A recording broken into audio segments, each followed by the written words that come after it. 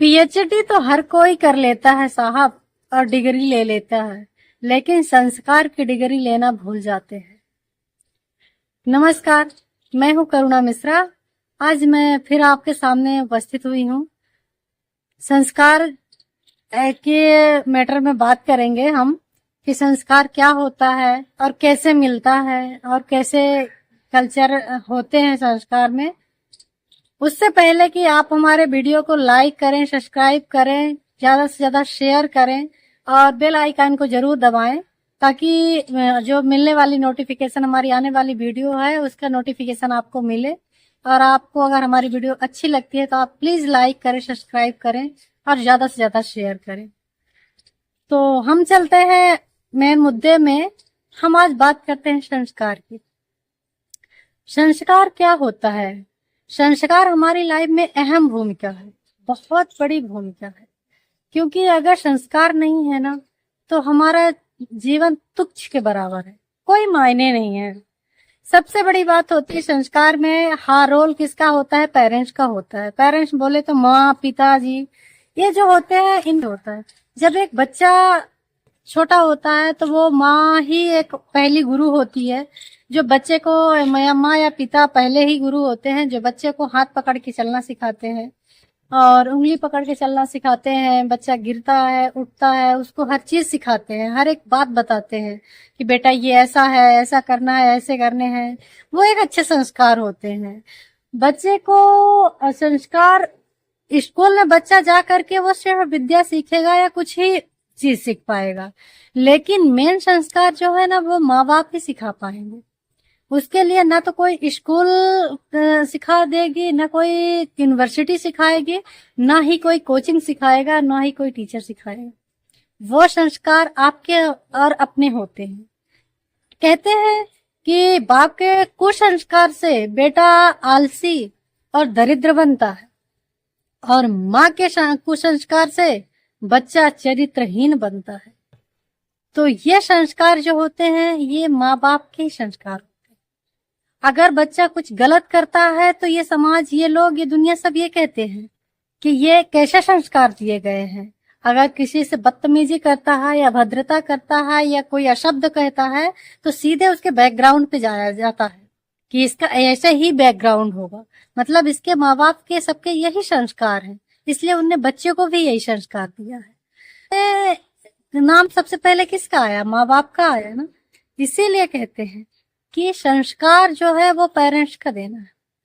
और जरूरी नहीं है कि ये माँ का ही रोल अकेले है, माँ का अकेले रोल नहीं है, कोई अकेले रोल माँ का नहीं है। इसमें पिता का भी रोल है, दादा दादी अगर हैं तो उनका भी रोल है, घर में और बड़े बुजुर्ग हैं तो उनका भी हाथ होना चाहिए।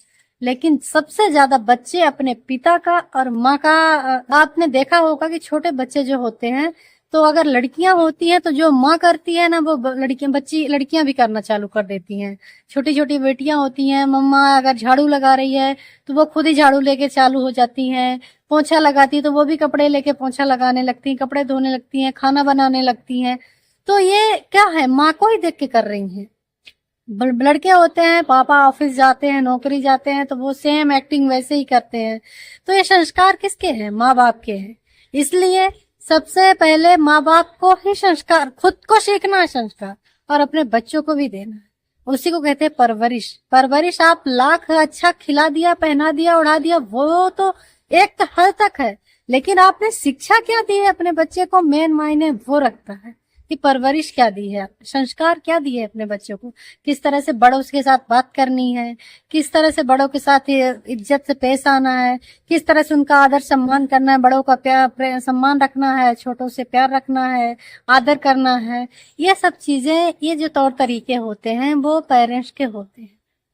और हमारे अभी, आप करीबन अभी से 20-25 साल पहले आपने देखा होगा कि हमारे जो देश था इतना डेवलप नहीं था। हमारे जमाने में पहले मोबाइल नहीं हुआ करते थे, फोन नहीं हुआ करते थे, टीवियां भी ब्लैक एंड व्हाइट, और इतना सब कुछ नहीं था। तो हम लोग ये सब चीज से इतना कहाँ सीखे थे। हमारे माँ बाप जो सिखाते थे, हमारे पेरेंट्स जो सिखाते थे ना, हम वही करते थे। हमारे माता पिता अगर कहते थे बेटा ये ऐसा करना है, बड़े हैं उनसे आदर से बात करो, सम्मान से बात करो, ये और इज्जत से बात करो, किसी को पलट के जवाब नहीं देना या कुछ कहना नहीं है, सबकी बातें सुन लो, जहाँ पे गलत है तुम्हें लग रहा है तुम्हें बोलने के अधिकार नहीं। अगर बड़े बात कर रहे हैं तो बीच में छोटों की बोलने की जरूरत नहीं पड़ती। लेकिन आज के बच्चे मॉडल जमाने के आ गए हैं। टोटल कंप्यूटराइज बच्चे होते हैं। वो साल भर के बच्चे रहते हैं, साल, और उनको फोन देखो आप, हम और आप चल फोन को सालों लग जाते हैं सीखने में, लेकिन उन बच्चों को एक दिन दे दो, दूसरे दिन वो आपको सिखाने बैठ जाएंगे कि ये इसको ऐसे चलाना है, ऐसे जानना है। वो इतने मॉडल हो गए, इतना उनको पता है, इतना वो जानते हैं। तो इसलिए आजकल के बच्चों को ज्यादातर ये शिक्षा देने की जरूरत ही नहीं पड़ती। हम लोगों को सीखते सीखते हमें जहां तक याद है तो हमारी मम्मी पापा मुझे सिखाते हैं, लेकिन पहले भी मुझे मतलब छोटी छोटी बात को बताया करते थे। जहाँ तकरीबन जब तक हम 13, 14, 15 साल के अच्छे से समझदार नहीं हो गए, तब तक हर चीज मुझे बताई जाती थी, टोकी जाती थी। अगर कुछ गलत करते थे तो हमें डांट भी पड़ती थी। लेकिन आजकल के बच्चे को आप सिर्फ 1 से 5 साल या 6 7 साल के अंदर तक ही आप संस्कार दे सकते हैं। उसके अलावा आप बिल्कुल ही नहीं दे पाएंगे, क्योंकि बच्चे वो इतने एक्सपर्ट हो गए हैं, वो मोबाइल और ये वीडियो, फोन, टीवी सब देख देख करके बहुत ज्यादा ही एक्सपर्ट हो गए हैं, बहुत तेज हो गए हैं। तो आप उसके आगे आप उनको समझा ही नहीं सकते, क्योंकि उसके आगे वो आपको पढ़ाने लगेंगे, वो आपको समझाने लगेंगे, वो आपको संस्कार देने लगेंगे। तो अपने बच्चों को आप लोग विशेष ध्यान रखें, उन बच्चों को जो भी 1 साल से लेकर के 7 साल 8 साल के अंदर है। और ज्यादातर आपने ये देखा होगा कि ये जो संस्कार होते हैं बचपन के, ये हम इसको जिंदगी भर याद रखते हैं, मरते दम तक याद रखते हैं। जैसे क्लास की देखा होगा आपने कि हम जब प्राइमरी में रहते हैं तो प्राइमरी में हम पढ़ते थे काका गागा, ABCD 1 2 3। ये चीज हमको आज भी रटी है और मरते दम तक रहेगी। और जैसे जैसे हमारी क्लास बढ़ती गई, हमारे चैप्टर आते गए ज्यादा, हमें एक भी चैप्टर नहीं याद है। उसी तरह से ये संस्कार जो आप अभी अगर दे देंगे तो ये संस्कार जिंदगी भर आपका बच्चा रखेगा। और बाद में जो सीखा हुआ संस्कार है वो संस्कार नहीं है, वो तो एक फिर उनके अंदर समझदारी आ जाती है कि हमारा क्या राइट है क्या रॉन्ग है, तो वो चीज आती है। बाकी के संस्कार जो होते हैं ना, बस यही एक एज होती है, एक उम्र होती है देने की। इसलिए हमें संस्कार को कैसे देना है अपने बच्चों को विशेष कर दीजिए। सबसे बड़ी बात वहां पर गलती करते हैं पेरेंट्स, जब माँ अगर काम में बिजी है, बच्चा रो रहा है या परेशान कर रहा है, तो माँ या पिताजी कोई भी है फोन उठा करके बच्चों को दे देते हैं कि लो फोन ले लो देखो, और उसमें बच्चे बिजी हो जाते हैं।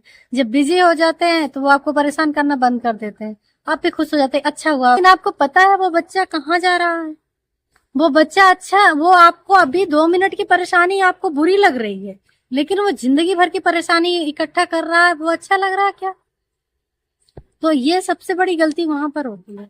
आप बच्चों को प्लीज फोन मत दे, क्योंकि ये मैंने आपको पिछले वीडियो में भी मैंने डाल के रखा है, उसका डिस्क्रिप्शन में मैंने अपने वो लिख के रखा है, आप लोग देख सकते हैं कि बच्चों को फोन की लत कैसे छुड़ानी है।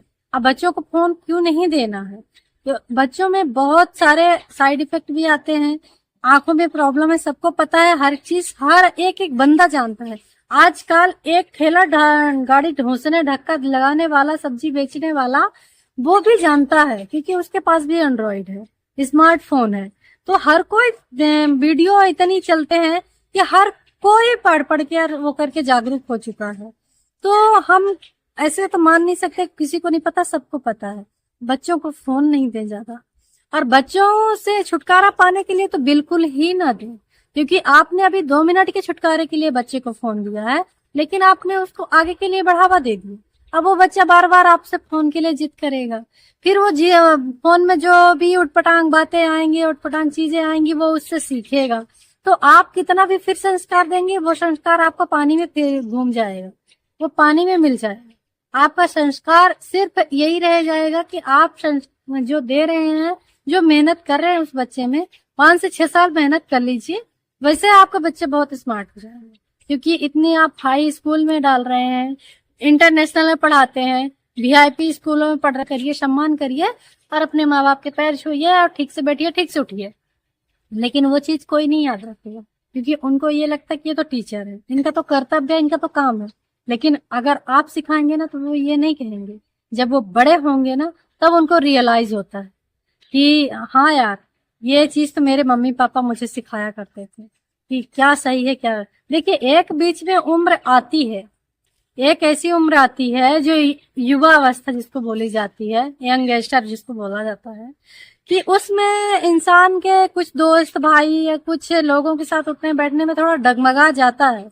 लेकिन जैसे ही वो उम्र ढलती है ना तो वो सामने वाले को अपने पुरानी बातें सब याद आने लगती हैं और अपने माँ बाप के उसके संस्कार उसको याद आने लगते हैं। और वही संस्कार फिर वो अपने आने वाली पीढ़ी को देता है, आने वाले बच्चे को देता है। तो कभी आप उस चीज को इग्नोर ना करके, 1-2 घंटे आप बहुत बिजी हैं, अगर पापा बिजी हैं, ऑफिशियल हैं, नहीं काम कर पाते, बाहर वर्किंग कर रहे हैं, तो माँ का कर्तव्य है कि वो बच्चे को हर चीज सिखाए। क्योंकि बच्चे का क्या होता है, जब उनके मन में कोई भी जिज्ञासा आती है ना, कोई भी चीज देखने को, देखो कहते हैं ना कि आपने पीके मूवी देखी होगी, उसमें जिस तरह से वो पीके हर चीज पूछता है, ये क्या होता है, कैसे होता है, क्यों होता है, क्योंकि वो इस दुनिया का नहीं होता है, तो इसलिए वो इस दुनिया के बारे में जानना चाहता है। सेम वैसे ही बच्चे होते हैं, इस दुनिया में बच्चे नए आए रहते हैं, कुछ भी उनको नहीं पता, हर चीज से वो अज्ञान रहते हैं, उनको किसी चीज के ज्ञान नहीं रहता है। तो वो बच्चे एक एक चीज और एक एक बार नहीं, 1000-1000 बार पूछते हैं, तो आपको 1000 बार बताना है।